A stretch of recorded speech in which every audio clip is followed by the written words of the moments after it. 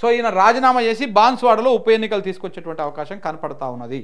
So కాబట్టి మరి రాజీనామా ఈయన రాజీనామా చేస్తా అంటున్నాడు. కానీ కాంగ్రెస్ బీఫామ్ తీసుకొని కాంగ్రెస్ బీఫామ్ మీద పోటీ చేసేటువంటి దానం నాగేందర్ రాజీనామా చేస్తానికి భయపడుతున్నాడు. ఎందుకు భయపడుతున్నాడు? ఇప్పుడు జూబ్లీహిల్స్లోనే ఎట్లయితుందో చూస్తున్నారు కాంగ్రెస్ పరిస్థితి. ఇప్పుడు రేపు ఖైరతాబాద్లో కూడా వచ్చిందంటే ఇక అంతే. సో కాబట్టి అంత అతలాకుతలా ఉన్నది కాంగ్రెస్ పరిస్థితి. కాంగ్రెస్ పేరు చెప్తే జనము కట్టెలు తీసుకొని ఎమ్మటివాడు ఒక్కటే తక్కువ ఉన్నది, అంతకుమించి ఏం లేదు.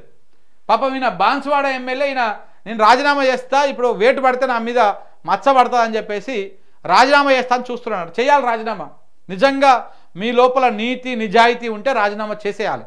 ఈ 10 మంది ఎమ్మెల్యేలుగా వాళ్ళు కూడా రాజీనామా చేయాలి. ఊక స్పీకర్ మీద మచ్చ లేకుండా.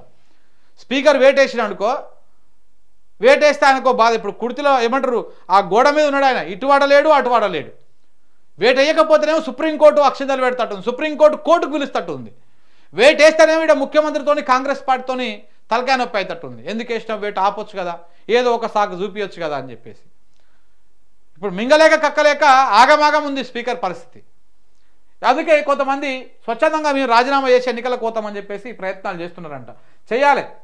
పోచారంకున్నటువంటి శరం దానం నాగేందర్కి రావాలి, తెల్లం వెంకట్రావుకి రావాలి, కడియం శ్రీహరికి రావాలి. పదవి వ్యామోహం లేకపోతే మీరు పార్టీ మారినటువంటి 10 మంది ఎమ్మెల్యేలకు శరం ఉంటే వెంటనే మీరు రాజీనామా చేసి కాంగ్రెస్ పార్టీ గుర్తు మీద మీరు పోటీ చేయండి, మిగతా వాళ్ళు వాళ్ళ పార్టీల గుర్తుల మీద వాళ్ళు పోటీ చేస్తారు. అప్పుడు మంచిగా అనిపిస్తుంది. తెలంగాణ ప్రజలు కూడా డిసైడ్ చేస్తారు.